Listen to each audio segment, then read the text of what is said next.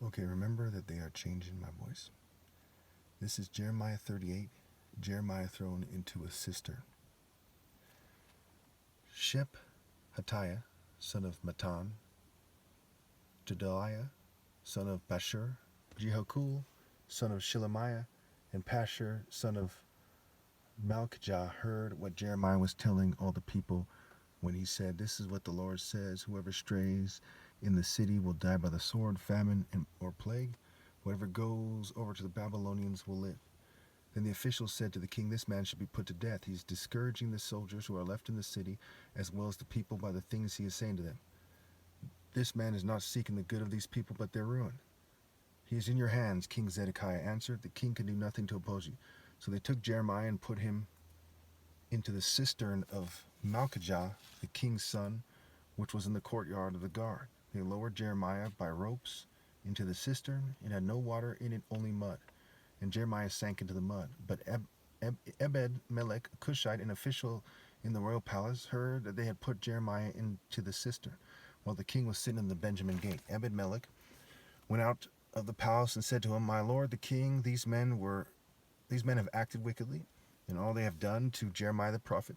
They have thrown him into a cistern where he will starve to death when there is no longer any bread in the city." Now, we can draw parallels with this story with Joseph, okay, and how his brothers threw him into a well, I believe it was, an empty well.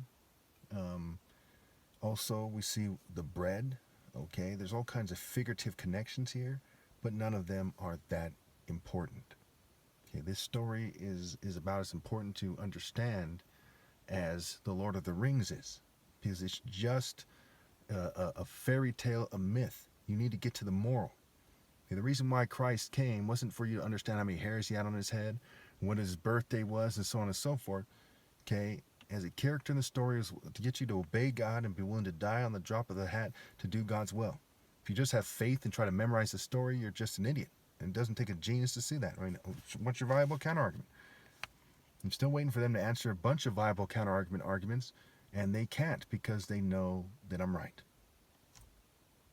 Then the king commanded Ebed-Melech the Cushite, "Take 30 men from here with you and lift Jeremiah the prophet out of the cistern before he dies." Now notice Ebed-Melech. It's like some Ethiopian names. He's a Cushite, okay? And he's the one who said to the king that these men have acted wickedly in all they have done to Jeremiah the prophet.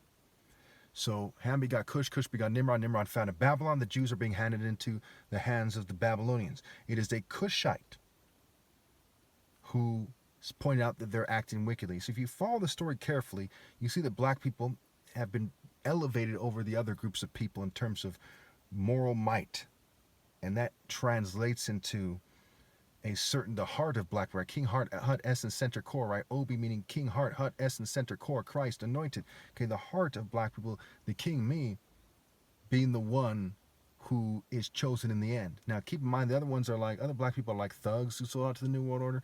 They're token minorities. They're like a regular guy that works at Burger King, might be a nice guy, friendly guy, likable guy. Some of the most likable guys I've come across are people that work at like Safeway and Burger King, like very simple people, right? But they're not mighty and holy, okay? And that's why it's entrusted to me, okay? And it's not because I'm black alone, because it has to do with characteristics. So again, I'll read to you where the Cushite, Ebed-Melech the Cushite, says, "My lord the king, these men have acted wickedly in all they have done to Jeremiah the prophet. They have thrown him into a cistern where he will starve to death when there is no longer any bread in the city. I tell you all, the rest of the world has acted wickedly, cheating me out of my right to lead," which is more important than keeping people from starving to death. But on top of that, by default, they're complicit with 9 million people, including 3 million children, starving to death or dying of hunger-related issues every year in the world. Okay? Take note of that. I've been saying this I've said this in hundreds of videos, maybe over 1,000 by now. I made a big deal about it.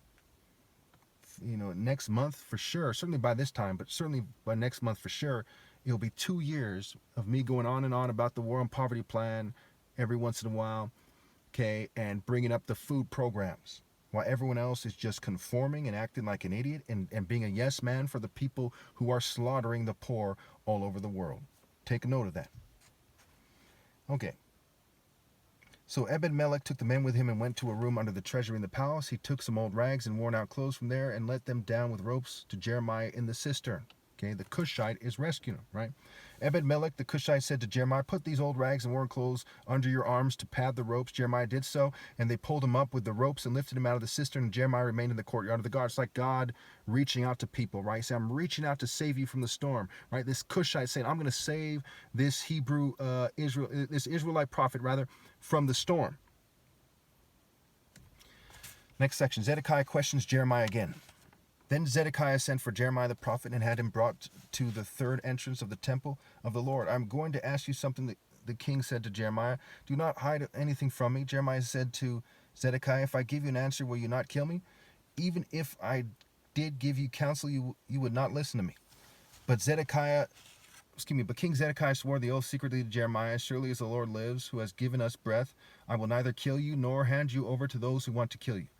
Then Jeremiah said to Zedekiah, this is what the Lord Almighty, the God of Israel, says. If you surrender to the officers of the king of Babylon, your life will be spared, and this city will not be burned down, and your family will live. But if you will not surrender to the officers of the king of Babylon, this city will be given into the hands of the Babylonians, and they will burn it down. You yourself will not escape them. King Zedekiah said to Jeremiah, I am afraid of the Jews who have gone over to the Babylonians, for the Babylonians may hand me over to them, and they will mistreat me. They will not hand you over, Jeremiah replied. Obey the Lord by doing what I tell you. Then it will be well with you and your life will be spared. A key phrase is by doing what I tell you. So when I tell them, you need to obey me, right? Obey God through me. Do what I tell you.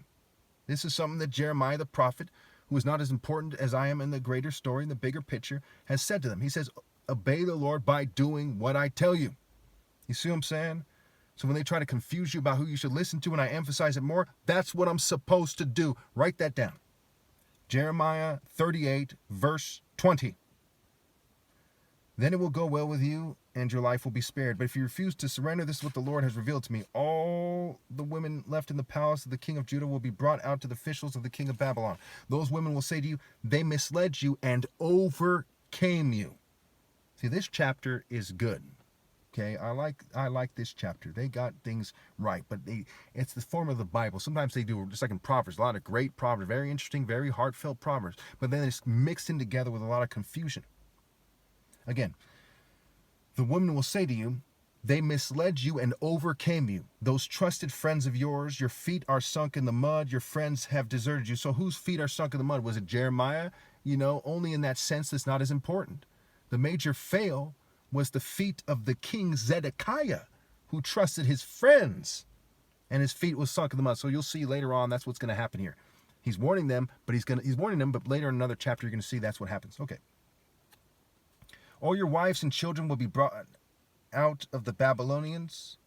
All your wives and children will be brought out to the Babylonians. You yourself will not escape from their hands, but will be captured by the king of Babylon, and this city will be burned down. Then Zedekiah said to Jeremiah, do not let anyone know about this conversation, or you may die. If the officials hear that I talk with you, they may come to you and say, tell us what you said to the king and what the king said to you. Do not hide it from us, or we will kill you. Then tell them I am pleading with the king not to send me back to Jonathan's house to die there. All the officials did come to Jeremiah and question him, and he told them everything the king had ordered him to say. So here's Jeremiah lying to them, because the king had ordered him to say that, and he agreed that it was consistent with God's plan. So you see how, this is key here.